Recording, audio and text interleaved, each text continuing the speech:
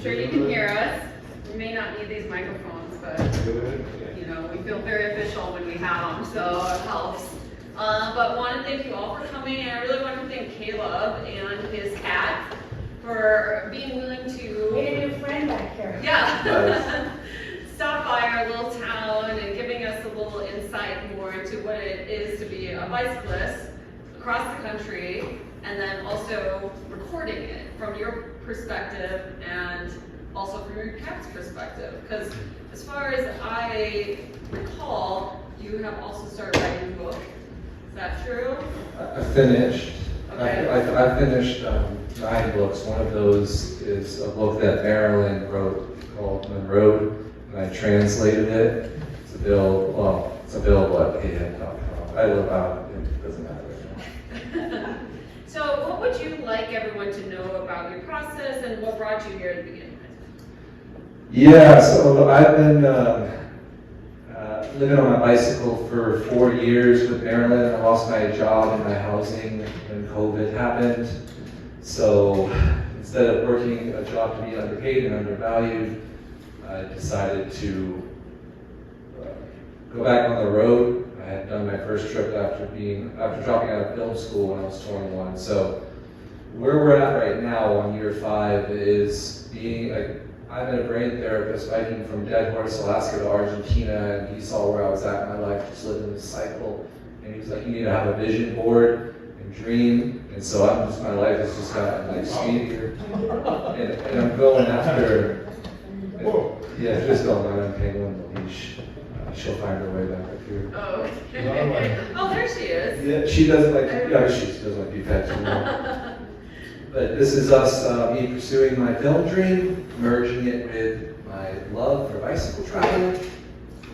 So basically, you decide to take a risk with your life instead of like pursuing something that would have been a little bit more certainty, like a paycheck, being in one place, and kind of pursuing the unknowns in a way, but also the chance to discover something else about yourself that you probably wouldn't have otherwise. Yeah, I believe that people are called to leave what they know, and then I'm a Christian, so I believe that's kind of like where you grow in like faith and like your relationship with your Creator, and so I'm full on like in a relationship with God for the rest of my life. Which is a beautiful thing. So you're basically believing something bigger than yourself and trusting that as the source to lead you. Is that what you're saying? Well, we're doing life together. So whenever I go through something and there's suffering or an opportunity for development, then I do that with my father.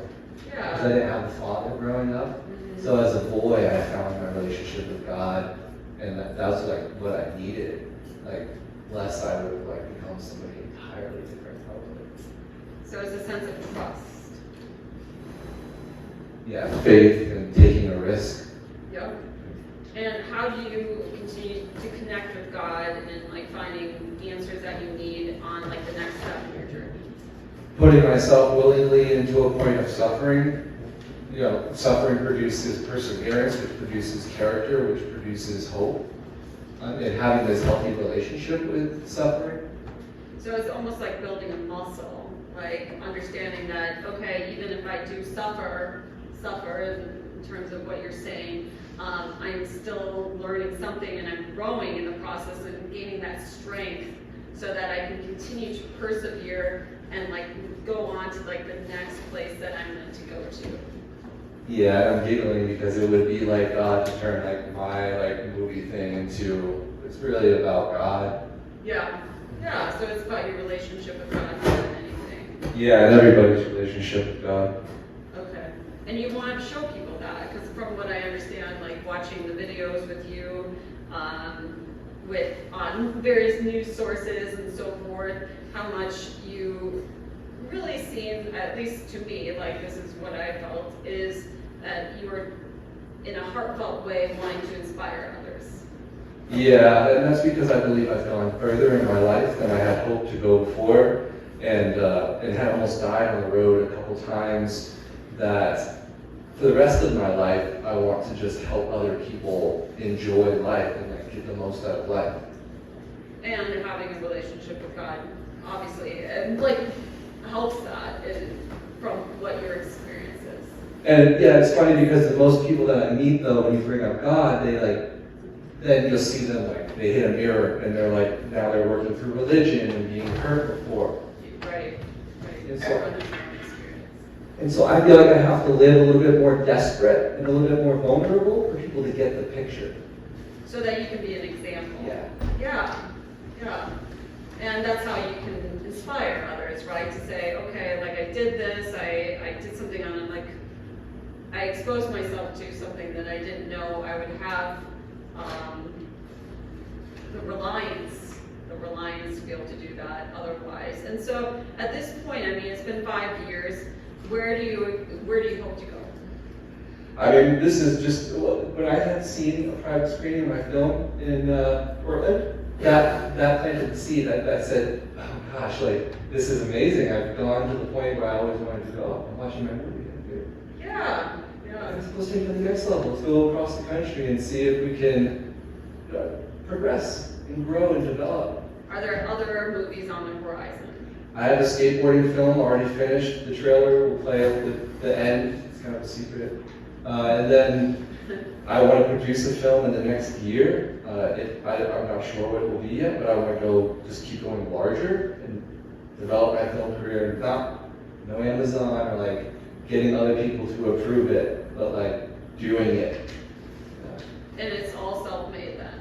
Yeah. So it's like you and your camera, you and your cat, and that's how you're creating the film? Yeah. No need for anything else? Well, audio they taught us in film school. The video could be bad. Okay. The audio is what keeps the audience in it. So I'll pick up a wireless mic when I settle down to film. I stayed 6 weeks in Santa Monica, Venice Beach, filming a skateboarding film. And so I had somebody make an investment in like kind of like a loan. And I got the equipment and I filmed it. And you bring that equipment with you on the road then? No, I gave it away before this trip. I'm kind of, when it's on the road, it's really about utility, and I was carrying it a little bit much and not using it. How about your phone? Is that a source of video, or like I know that we're video recording this right now? Yeah. Well, I take a break from it. Like I don't film the same way anymore. When I stare at the phone, I think that's like wearing on me in life. Yes. They mine, whatever they mine for, whatever they use to make it, I feel like that's a bit much, but, so I wanted to get people off their phones when they see my films. Yep. Yeah. I don't know who it is. Yeah, I don't know. But that's, I mean, we get this generation that's living on the phone a little bit more, and it's nice to kind of confront, like, show up in town, meet people. Be present. One-on-one at the store. Yeah, I asked that only because there's other people that are interested in making their own movies, and that's why I was kind of like, okay, what approach do you take, and how could other people do it if they wanted to, document things as well? It's really changed. I hate to start to sound a little, but I'm a more of like edit in the camera kind of guy, like the way they made films like in the late 19th century. Okay. Everything in there, not really using post, and now I just get people wanting to use AI, and I'm like, you're smarter than the computer, and so if you don't have that advantage, like if you're not working at gaining like that control, it's a uphill battle. So basically being able to use yourself as your own resource, not relying on computers necessarily as much as one could. Yeah. It was a long road of writing scripts, like learning how to write stories. Mm-hmm. Always like comparing the hero's journey. I would always have that next to what I'm writing, making sure I got it all. And Joseph Campbell. yeah, I don't even know. The hero's journey. Yeah, I just had a teacher in college kind of make fun of me because I didn't have a story in it. Okay. And he's just, it's a very competitive thing, and I was like, I'm gonna figure this out. Right. Right, because you basically need a character, you need a storyline, you need a purpose, and you need an ending, right? Yeah. So like people feel that sense of satisfaction, or yeah. And I would say that the human brain, it wants to figure things out. So when you're writing, you know, kind of tease people. Yeah, those are a couple of things I learned from film school. I'm talking about, like, I'm not trying to seem like a master class. Well, it sounds like you're basically like getting started to make future movies, and you're learning a lot in the process. And so, like, your vision and so forth, what you'd like to put in, and how you create it, using which other kind of components. I don't want to miss this because I've been watching a lot of old, like, MTV, like 16 and Pregnant, Teen Mom at Jersey Shore, when they were filming without, it wasn't high speed, like it's going to be right online. Or like now you have this internet character. The form of documenting people and honoring them as a producer through the process, and telling a story that encourages them. I mean, I've cried so many times, and just seeing the characters understand something, and human, yeah, like I love documentary work with people, characters. Well, we're looking forward to what you create next. We're going to switch topics real quick to your cat, right before we show the movie here, but can you just give us a little bit of insight into this relationship? And Marilyn, do you have anything that you'd like to tell us about life on the road? Marilyn, you having an okay time? She's happy, she's got some dominance, you know. I think whatever happened over there, she's kind of feeling, you know. But I got her when she was a kitten, so she's 11. We lost each other in Santa Monica, California for 2 weeks. And so I got her back, and so I'm grateful I think we're just grateful to be together. Like, this is like, I'm just so happy. Well, yeah, so she's awesome. Obviously a good companion for the road. Yeah, I guess it was a lot of kind of breaking it in at first, like she was kind of fighting back. Like, no. Funny, when I first got her, and I named her, I spit in her face to kind of like assert dominance in a healthy way. And so when we were, you know, whenever we were kind of in a survival situation or something, and I needed her to respond, or she was like acting up, I spit in her face. What do you think about that? Okay, then I lick it off with my tongue. There we go. Well, and you had mentioned before too that part of having a cat helps you like form relationships with people because it's kind of like a buffer, right? Or it's like a healthy introduction. People find something in common. It's easier to approach an animal sometimes than a person. Yeah, exactly. And I think that's why most people are, well, everybody here is here. Yeah. Besides Ian. Yeah, he's nice clear. I came to hear your story. Yeah, thank you guys all for coming. Yeah, this is cool. This is special. Well, thanks so much, Caleb. We appreciate having you here and being willing to share your story. And everyone likes to know a little bit more of the background that goes into making films and what people are driven by. So I think that this is going to be fun to see what you've come up with and a little bit more of your experience.